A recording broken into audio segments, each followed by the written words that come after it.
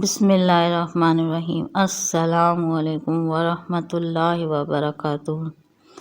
ذوالحجہ کی پہلی جمعرات کی شب بعد نماز عشاء 2 رکعت نماز پڑھنی ہے۔ ہر رکعت میں سورہ فاتحہ کے بعد سورہ کوثر 3 بار اور سورہ اخلاص 3 بار پڑھنی ہے۔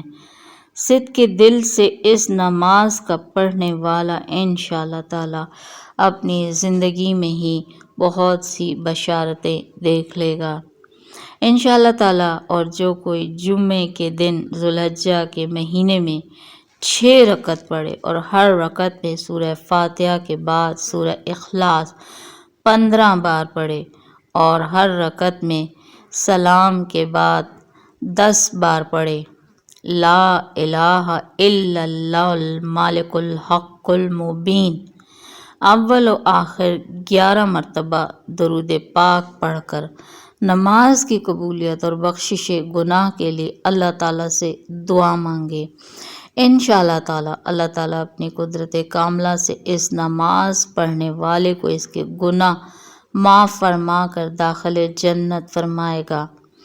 اور ذوالحجہ میں نفلی روزے ضرور رکھنے کی کوشش کریں کہ جو بھی روزہ رکھے اس کا بے انتہا ثواب ہے، نہیں تو عرفہ کے دن کا روزہ لازمی رکھیں جس کا ثواب 1 سال پچھلے اور 1 سال آئندہ آنے والے گناہوں کی بخشش کا سبب بنے گا انشاءاللہ تعالی۔